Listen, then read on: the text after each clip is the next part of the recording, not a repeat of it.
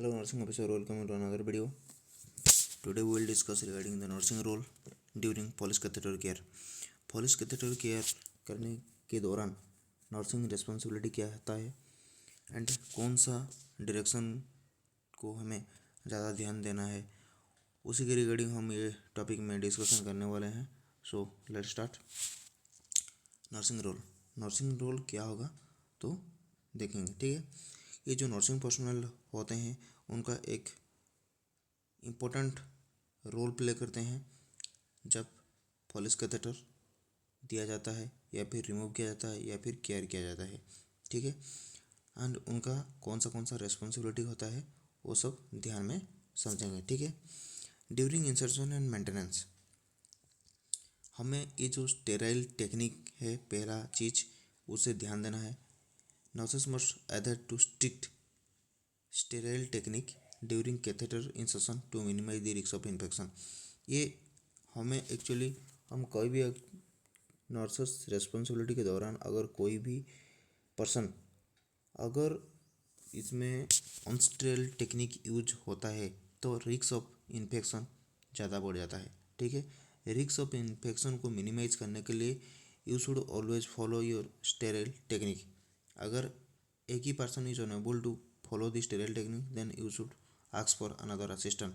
ठीक है, अगर आपका आपको असिस्टेंट चाहिए तो आप उसको साथ में लेके ये प्रोसेस को करना ज़रूरी होता है. ठीक है, नहीं तो स्टेराइल टेक्निक जो भी है उसे फॉलो करने में दिक्कत हो सकता है क्योंकि सिंगल हैंडेड एवरीथिंग जो भी इक्विपमेंट वगैरह हमें नीडेड होता है ड्यूरिंग द प्रोसीजर, हमें उसे ओपन पॉलिश कैथेटर को ओपन करना, बेटाडीन सोल्यूशन को देना, ये सब जो भी मतलब इक्विपमेंट हमें चाहिए ड्यूरिंग प्रोसीजर वो सब दिक्कत हो सकता है.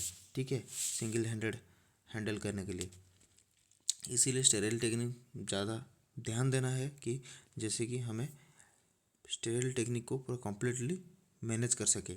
ठीक है, अगर तुम ये प्रोसेस ठीक से सही तरीके से करोगे तो आपका जो रिस्क ऑफ इन्फेक्शन बहुत कम हो जाएगा. ठीक है, नेक्स्ट आता है कैथेटर सिक्योरमेंट. कैथेटर को कैसा सिक्योर कैसे करोगे. ठीक है, properly securing the catheter to the patient's leg abdomen prevent movement and reduce the risk of urethral irritation. ठीक है, ये जो स्टेराइल टेक्निक तो गया, स्टेराइल टेक्निक में जो भी इक्विपमेंट वगैरह ग्लव्स हो गया, स्टेराइल डिस्टिल वाटर हो गया, स्टेराइल सिरिंज हो गया, बेटाडीन सोल्यूशन हो गया, पॉलिश कैथेटर हो गया, यूरो बैग हो गया, वो सब इक्विपमेंट हमें चाहिए ही चाहिए. उसके साथ में जेली चाहिए, जाइलोकन जेली चाहिए. ठीक है, जब हम ये प्रोसेस ख़त्म कर देते हैं इस सारा इक्विपमेंट के हेल्प से हमें आ जाता है कैथेटर को फिक्स कैसे करेंगे. जब कैथेटर को फिक्स करेंगे ऐसा फिक्स करना है जैसे कि पेशेंट को इरिटेशन नहीं होगा. ठीक है, प्रॉपरली सिक्योर द कैथेटर ऐसा फिक्स करो जैसे कि पेशेंट का लेग और एब्डोमेन में प्रिवेंट मूवमेंट, ये जो मूवमेंट को प्रिवेंट कर सकता है and reduce the risk of urethral irritation. अगर ये मूवमेंट होगा, एक पॉलिश कैथेटर अगर मूवमेंट होगा, बार बार इधर उधर होगा तो ये पॉसिबिलिटी ऑफ इरिटेशन को ज़्यादा बढ़ाएगा. ठीक है, देन आ गया ड्रेनेज बैग का प्लेसमेंट. ये जो ड्रेनेज बैग है उसे हम प्लेसमेंट किधर करेंगे. ठीक है, answer drainage bag is always below the level of the bladder. ठीक है, जब भी कैथेटर जो यूरो बैग होता है हमें ऑलवेज क्या करना है, नीचे below the level of bladder जिस एरिया में है उससे नीचे ट्राई करेंगे उसे सेफली प्लेस करने के लिए. ठीक है, कोई चीज़ अगर हमें ब्लैडर लेवल से पुट करेंगे तो ये क्या होगा ना, ये जो बैकफ्लो ऑफ यूरिन हो सकता है. ठीक है, एंड पोटेंशियल इन्फेक्शन बढ़ने का रिस्क और ज़्यादा हो सकता है. ठीक है, इसीलिए ड्रेनेज बैग को प्लेसमेंट करने के लिए ये अगर हम ब्लैडर के नीचे मतलब जहाँ भी प्लेस करेंगे वो सब ग्रेविटेशनल फोर्स के दौरान ये नीचे फ्लो होगा यूरिन एंड बैक फ्लो का पॉसिबिलिटी बिल्कुल नहीं रहेगा. ठीक है, इसीलिए वही प्लेसमेंट के प्रति हमें ध्यान देना है. ठीक है, पोटेंशियल इन्फेक्शन अगर यूरिन बैक फ्लो होगा तो रिस्क ऑफ पोटेंशियल इन्फेक्शन बढ़ जाएगा. ठीक है, देन आ गया रेगुलर मॉनिटरिंग. हमें रेगुलर मॉनिटर करना है. कैसे रेगुलर मॉनिटर करेंगे, sorry, nurses monitor the catheter and drainage system for any sign of blockage and the leakage और इन्फेक्शन। हमें रेगुलरली मॉनिटर करना है। अगर किसी बेड रिडन पेशेंट बार मतलब प्रोलॉन्ग पीरियड के लिए अगर हॉस्पिटल में स्टे हो रहा है तो उसे हम क्या करना है, उसका जो साइन ऑफ ब्लॉकेज अगर ब्लॉक हो रहा है और यूरिन आगे पास नहीं हो रहा है उसको ध्यान देना है। और बैग में कोई लीकेज है या फिर पुलिस के तरफ में कुछ लीकेज वगैरह है तो उसे ध्यान देना है, क्योंकि ये अगर लीकेज होगा या फिर ब्लॉकेज होगा तो रिस्क ऑफ इन्फेक्शन बढ़ेगा ही बढ़ेगा। ठीक है। देन आ गया इन्फेक्शन प्रिवेंशन। इन्फेक्शन प्रिवेंशन कैसे इन्फेक्शन प्रिवेंट करेंगे? पहला काम है हैंड हाइजीन। हैंड हाइजीन जो हमारा जो 5 मूवमेंट होता है, ठीक है, hand hygiene before touching, before aseptic procedure, after touching patient, after procedure and after patient environment. ठीक है, पेशेंट आर्टिकल्स, पेशेंट सराउंडिंग जो होता है वही सब। ठीक है, तो frequent hand washing before and after handling the catheter. Catheter को हमें हैंडलिंग करने के दौरान, करने से पहले, ये प्रोसीजर करने से पहले बिफोर एंड आफ्टर, आफ्टर, ठीक है, आफ्टर हमें ये प्रोसीजर के द्वारा हमें हैंड वॉश ज़रूरी रहता है और हैंड हाइजीन हमें करना जरूरी है।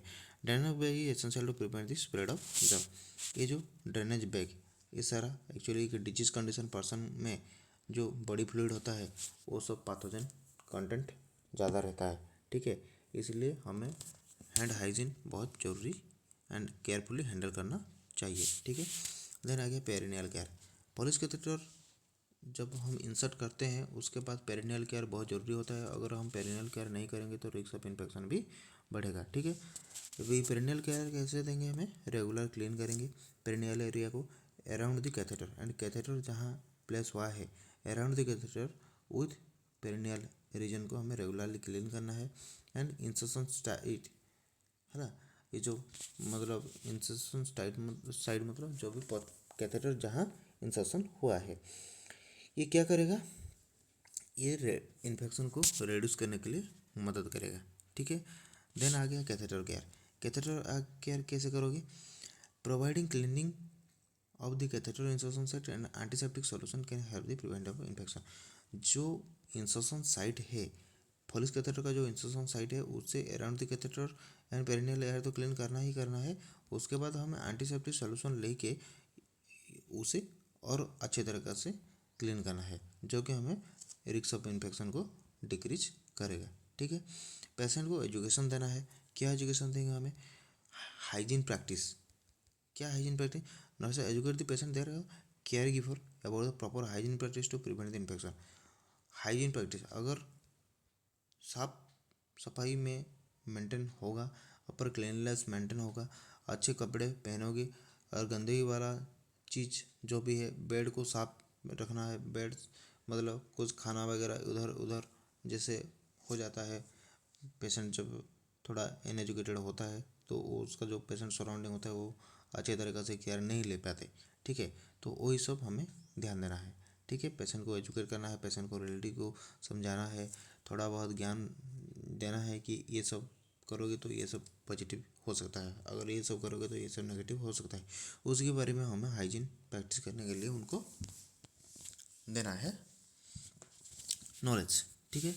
देन आ गया साइन एंड सिम्टम। क्या साइन सिम्टम डेवलप होता है? साइन सिम्टम क्या डेवलप होता है? ठीक है, अगर आपको पता है तो आप कमेंट बॉक्स में पुट कर सकते हो, अदरवाइज हम पढ़ रहे हैं। ठीक है, ये पेशेंट को ये टीच करना है कि जो साइन एंड सिम्टम होगा इन्फेक्शन का, अगर इन्फेक्शन हो गया है तो क्या क्या साइन डेवलप हो सकता है? फीवर आएगा, ठीक है, क्लाउडी यूरिन आएगा, पेन होगा, डिस्कम्फर्ट फील होगा। ठीक है, ये सारा इन्फेक्शन होने के बाद ये सब डेवलप होता है। ठीक है। Then catheter care technique. Catheter care technique क्या है? Instruct patient and caregiver on how to properly care the catheter and drainage system at home. At home, hospital supply में, हॉस्पिटल स्टेइंग में तो staff होते हैं तो वो काम कर देते हैं। ठीक है, ड्यूरिंग अगर पेशेंट को ज़्यादा दिन तक कैथेटर स्टे करके रखना है, जब पेशेंट डिस्चार्ज हो गया, डिस्चार्ज के बाद पेशेंट को ये समझाना है कि कैसे घर में भी सही तरीके से प्रॉपर ड्रेनेज कर सके, कैथेटर को प्रॉपर केयर दे सके, वही सब बताना है। ठीक है। अदर रिस्पॉन्सिबिलिटी क्या है, मॉनिटर यूरिन आउटपुट।